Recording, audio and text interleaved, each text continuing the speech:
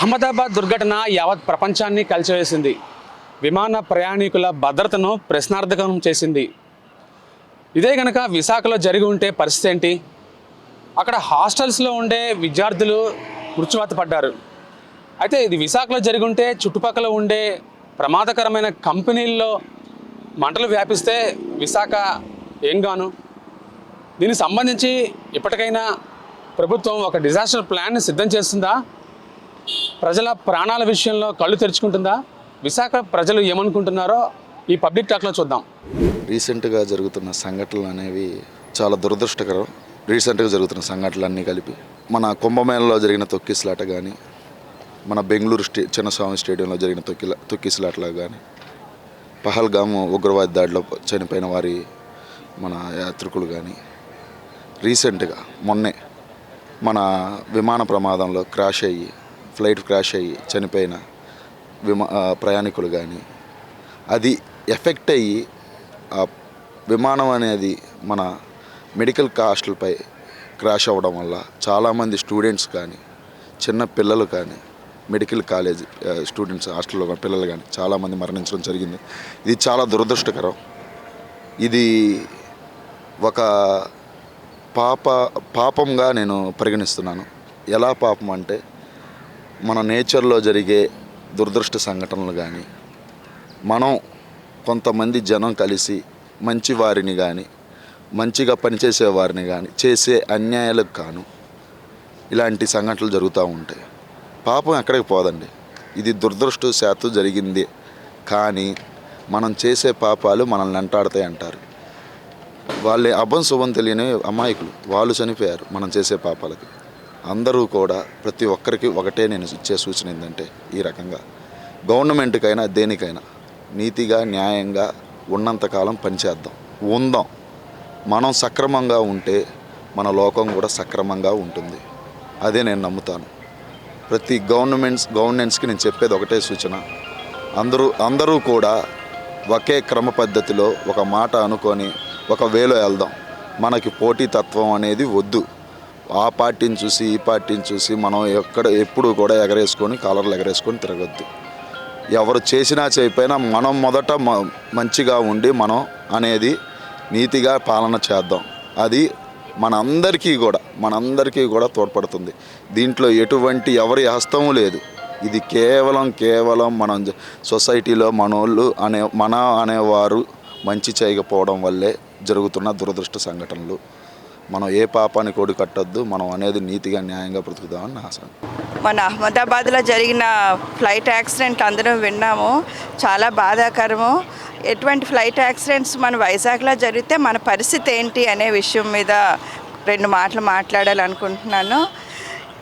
నిజంగానే అది చాలా బాధాకరము. ఒకవైపు పాసెంజర్స్ చనిపోయారు, దాంట్లో ఉన్న వాళ్ళందరూ చనిపోయారు, హాస్టల్లో ఉన్న మెడికోస్ చనిపోయారు. వాళ్ళ గురించి అసలు ఏమీ చెప్పలేదు. ఎంతో ఆశతోటి ఫ్లైట్ ఎక్కిన వాళ్ళు, చదువుకోవడానికి వచ్చిన వాళ్ళు ఉన్నారు. కానీ మనము అటువంటిది అన్ఎక్స్పెక్టెడ్గా మన వైజాగ్లో జరిగితే, ఈవెన్ మనకు బోల్డ్ ఫ్యాక్టరీస్ ఉన్నాయి, ఆ ఫ్లైట్ తీసుకునే ప్లేస్లో చాలా ఫ్యాక్టరీస్ ఉన్నాయి. అవి జరిగితే మన వైజాగ్ ఏమవుతుంది అనే విషయం మీద మాట్లాడుతుంటే, అసలు వాళ్ళకి ముఖ్యంగా ఫ్లైట్స్ పైలట్స్ కొంచెం రెస్ట్ తీసుకోవాలి, పీస్ఫుల్గా వాళ్ళు ఉండేటట్టు చూసుకోవాలి. ఆ పరిస్థితులు మనం కల్పించాలి. ఫిట్నెస్ ఉండాలి. టెక్నికల్గా ఫ్లైట్ అంతా పర్ఫెక్ట్గా ఉండాలి. దాంట్లో ఏ మిస్టేక్ ఉన్నా, ఈవెన్ ఏసీ కూడా వాళ్ళు అక్కడ పనిచేయట్లేదు అంటే అసలు అక్కడ ఉన్న పరిస్థితి ఏంటో మనం అర్థం చేసుకోగలం. కాబట్టి అటువంటి విషయాల దగ్గర అందరూ ఫ్లైట్స్ వాళ్ళందరూ కొంచెం మెయింటెనెన్స్ చేయాలి. తర్వాత బర్డ్స్ గురించి కానీ, అక్కడున్న రన్వే కూడా సరిగ్గా లేదు అన్నారు. అది కూడా పక్కాగా మనం ప్లాన్ చేసుకొని, అదంతా ఇంతమంది ప్యాసింజర్స్ వెళ్తున్నారు, ఇంత వర్త్ అయిన ఫ్లైట్ కాబట్టి మనం చాలా దాన్ని కేర్ఫుల్ చేసుకోవాలి. ఆ రన్వే చూసుకోవాలి. తర్వాత యానిమల్స్ ఫ్లైట్స్ ఏమైనా ఉంటే అవేమైనా వాటి కోసం చూసుకోవాలి. ఈగిల్స్ అలాంటివి రాకుండా చూసుకోవాలి. డిజాస్టర్ కంపల్సరీగా చెక్ చేసుకుంటూ ఉండాలండి. అన్నిని మెయింటెనెన్స్ సరిగ్గా ఉండాలి. ఫస్ట్ ఆఫ్ ఆల్ చిన్న క్లూ కూడా ఏదైనా బాగాలేదు అంటే వెంటనే దాన్ని ఆపేసి రెస్పాండ్ అవ్వాలి. వాళ్ళు పైకి వెళ్ళిపోయిన తర్వాత కూడా మరి రెస్పాండ్ అవ్వలేదు అని చెప్తున్నారు. సో అటువంటివి కూడా మనం జాగ్రత్త తీసుకుంటే కొంచెం బాగుంటుందని నా అభిప్రాయం. సెక్యూరిటీ మెజర్స్ ఇంకా ప్రాపర్గా ఉండాలండి. ఇంకానే అహ్మదాబాద్ అనేది ఒక ఎగ్జాంపుల్ మనకి, అంటే చాలా బ్యాడ్ ఫేట్ అది, అంతేనా, అది దట్స్ ఎ బ్యాడ్ ఫేట్. మా నెక్స్ట్ టైం నుంచి తప్పు జరగకుండా వెనెవర్ ఫ్లైట్ వెళ్ళిన నుంచి ఇంకా మాన్యువల్స్, ఎయిర్పోర్ట్ మాన్యువల్, అదే ఫ్లైట్ మాన్యువల్స్ ఏవైతే ఇంకా ప్రాపర్గా ప్లాన్ చేసుకోవాలి, ప్రాపర్గా ప్లాన్ చేసుకోవాలి. ఇంకా వైజాగ్లో పరిస్థితి సార్? వైజాగ్లో పరిస్థితి రిస్క్ ఎక్కువ సార్. ఇక్కడ అలా జరగకుండా ఉండాలి అంటే ఇంకా ప్రాపర్ మెజర్స్ తీసుకోవాలి. ఎందుకంటే ఇదంతా ఇండస్ట్రియల్ ఏరియా. ఓ పక్కన airport should be far from our city. రెండోది ఏంటంటే ఇంకా ప్రాపర్ సెక్యూరిటీ మెజర్స్ తీసుకోవాలండి. ఇంకా ప్రాపర్ సెక్యూరిటీ మెజర్స్ తీసుకోవాలి. ఎందుకంటే మనకి మిడిల్ ఆఫ్ ద సిటీలో ఉంది, అటుపక్క చూసుకుంటే ఫ్యాక్టరీ జోన్లో ఉంది, ఇండస్ట్రియల్ జోన్లో ఉంది. Very dangerous. బౌల్ ఏరియా తప్పించుకోవడానికి లేదు. కాకపోతే ఏంటంటే you should be very careful, అంతేనా. See there is no alternative. When there is no alternative you should seek the best measures, అంతేనా. You should be technically correct. ఒకసారి flight move అవుతున్నప్పుడు you should see that it is technically perfect. ఇంకా అంతకంటే ఇంకేం చేయాలి. ఇంకా వైజాగ్ లాంటి ఏరియాలు సి వన్స్ ఇన్ టైం అవుతుంది అలాంటి accidents. You can't expect that. మన జాగ్రత్తలో మనం ఉండాలి. అంతే, మన జాగ్రత్తలో మనం ఉండాలి అంతే. ఇంకా దానికి there is no other alternative. You should be technically perfect, అంతే. సి ఒక చిన్న తప్పు హూఎవర్ ఇట్ మే బి అనవసరంగా 240 మెడికల్స్ ఏమైందంటే ఒక 30 మంది మెడికల్ స్టూడెంట్స్ అలాగ లైఫ్ పోయింది. అక్కడ 240 మంది ప్యాసింజర్స్ లైఫ్ పోయింది. సో ఎందుకు పోయింది? Whose fault is its? Fate అయినా ఉండొచ్చు, లేదంటే టెక్నికల్ ఫాల్ట్ అయి ఉండొచ్చు. ఎందుకు అక్కడ అలాగైంది? మిడిల్ ఆఫ్ ద సిటీ ఒక హాస్టల్లో పడిపోయింది కాబట్టి అంతమంది పడిపోయారు. అదే ఒక ఇండస్ట్రీ మీద పడిపోతే ఆ పరిస్థితి మనకు రాకూడదు అంటే we should be very much careful. Director of aviation వాళ్ళ ఫాల్ట్ అంటామండి. ఎందుకంటే సేమ్ ఫ్లైట్ 2 times నోటీస్ ఇచ్చినప్పుడు మీరు ఫ్లైట్ ఎందుకు రన్ చేస్తున్నారు? అది చేయడం తప్పు కదా. దానివల్ల ప్రజలు మూడోసారి ఇది ఇన్సిడెంట్. ఇప్పుడు ఎప్పుడైతే నోటీస్ ఇచ్చామో దాన్ని రెక్టిఫై చేసుకోకపోయినట్టయితే ఖచ్చితంగా ఆపాలి. నోటీస్ ఏంటి? వాట్ ఇది పర్పస్ ఆఫ్ నోటీస్? అంటే చేతులు కడిగేసుకుంటాను కాదు కదా. దానివల్ల ఏమైంది? 242 పాసెంజర్స్ పోయారు, మెడికల్ ఫ్యూచర్ లైఫ్ అంతా పోయింది. అది ఏంటంటే ఇప్పుడు ఫ్లైట్స్ అన్నీ కూడా ఇండిగో ఫ్లైట్స్ కానీ ఇవన్నీ కూడా అంటే ఎయిర్ ఏషియా కానీ ఇవన్నీ కూడా ఎలాగున్నాయంటే మీరు వచ్చేటప్పుడు నేను ట్రావెల్ చేసినప్పుడు చూస్తున్నాం కదా, సౌండ్ వచ్చేస్తుంది. ఇప్పుడు పాతవి అయిపోయినాయి. ఇదిగో దీని లైఫ్ స్పాన్ ఇది. దీనికి మళ్ళీ ఇలా రీమేడియల్ మెజర్స్ ఇప్పుడు మనకి లారీలకి వాటికి చూడండి, వెహికల్స్కి అలా 4-wheelers అన్నింటికి, స్కూల్ బస్సెస్కి ఫిట్నెస్ సర్టిఫికేట్ కలిగిస్తున్నారు. అలా డైరెక్టర్ ఆఫ్ ఏవియేషన్ వాళ్ళు ఈ ఫ్లైట్స్ పద్ధతి చెక్ చేసుకుని ప్రజలతో ఇది కదా డైరెక్ట్గాను హ్యూమన్ బాడీస్ ఇది అయిపోయినాయి కదా. దానివల్ల ఏంటంటే వాళ్ళు అలా చెక్ చేసుకుని రెక్టిఫై చేసినట్టయితే ఈ ఇన్సిడెంట్లు జరగకుండా ప్రికాషనరీ మెజర్గా ఉంటుంది. వాళ్ళే వన్స్ ఈ ఫ్లైట్ ఇగో ఇన్ని కిలోమీటర్లు, ఇన్ని వేల కిలోమీటర్లు నడిచిన తర్వాత దీన్ని ఇగో మళ్ళీ ఇచ్చేసుకోవాలి, ఈ సర్టిఫికేట్ కావాలి. ఆ సర్టిఫికేట్ లేదా ఫ్లైట్ ట్రావెల్ చేయనివ్వకండి. అది చేసినట్టయితే ఇలాంటివి జరగకుండా ఉంటాయండి.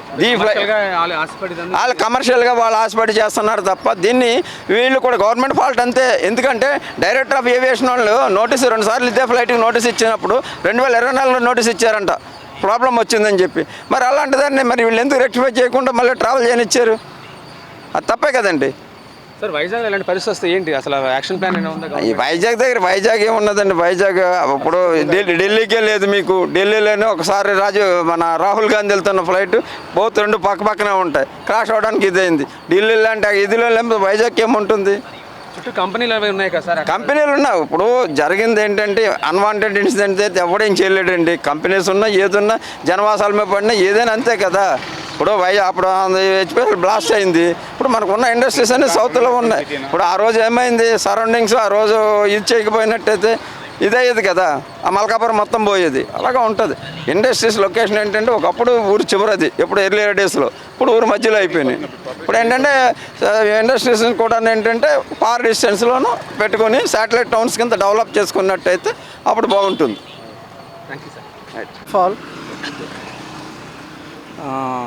ఈ ఫ్లైట్ టేకాఫ్ ముందు ఆ ప్రికాషన్స్ చెకింగ్ అంతా అవన్నీ ఇంటర్నేషనల్ ఫ్లైట్ కాబట్టి I think how they miss అనేది నాకు ఇప్పటికీ అర్థం కావట్లేదు. with that much, that too Ahmedabad, very international airport. అది ఫస్ట్ ఆఫ్ ఆల్ స్క్రూటనింగ్ ఒకటి వెరీ ఇంపార్టెంట్ అండి. తర్వాత pilot if he has the doubt that some problem is there in the flight, he can he has the right to stop the flight and he will not allow take off. అదైనా చేసి ఉండాల్సింది if he has that idea. And another thing, already ఆ flight came from Delhi to Ahmedabad అంట. So already it had some complaints regarding that AC or some problem. So when they got the complaint they should have checked it properly. Something issue is there in the engine. And I think high level precautions ఏమైనా తీసుకొని అంతా పర్ఫెక్ట్గా is it ready అయినప్పుడే I think they could have taken the flight. And pilot has the right to stop also. సరే, government దగ్గర ఏదైనా disaster plan ఉందా? వైజాగ్లో కనుక ఇలాంటి సంఘటన జరిగితే ఏంటి పరిస్థితి? చుట్టూ కంపెనీస్ ఉన్నాయి కదా, జాగ్రత్తగా ఉండాలి, ఇంకా కేర్ఫుల్గా ఉండాలి. అంటే ఎయిర్పోర్ట్ కన్స్ట్రక్షన్ అప్పుడు బహుశా లేకపోతే తర్వాత ఈ కంపెనీస్ అన్నీ వచ్చి ఉండొచ్చు. బట్ నా దృష్టిలో భోగాపురం వెళ్ళిన తర్వాత I think it will be better, because ఇక్కడ ఆల్రెడీ ఎగ్జిస్టింగ్ చాలా కంపెనీస్ ఉన్నాయి కాబట్టి government has to take proper precautions to how to avoid this problems అండి. చాలా కాలంగా డిఫెన్స్ అండర్లోకి ఎయిర్పోర్ట్ వెళ్ళిపోతుందని అంటున్నారు, ఎందుకంటే స్ట్రాటజిక్ ప్లేస్ కాబట్టి. దాన్ని అంగీకరిస్తారండి? అప్పటికైనా ప్రమాదాలు తగ్గుతాయనుకోవచ్చా? డెఫినెట్లీ అండి. If it goes to defence I think వాళ్ళ లెవెల్స్ ఆఫ్ సెక్యూరిటీ అండ్ స్క్రూటింగ్ బాగుంటుంది కాబట్టి I think that is the better option. ఇప్పుడు భోగాపురం ఎయిర్పోర్ట్ నిర్మాణం జరుగుతుంది కదా, అక్కడ ఎలాంటి జాగ్రత్తలు ముందస్తుగా మనం ఏంటి ప్లాన్ చేయొచ్చు? ఒకటి, టేక్ ఆఫ్ అయిన ప్లేస్లో, వెళ్తున్న ప్లేస్లో హై లెవెల్ బిల్డింగ్స్ కానీ చుట్టూ I think they shouldn't be any industries or any high level buildings అవన్నీ లేకుండా ఓపెన్ ప్లేస్ ఉండి త్రూగా టేక్ ఆఫ్ అయితే బెటర్ అనిపిస్తుంది.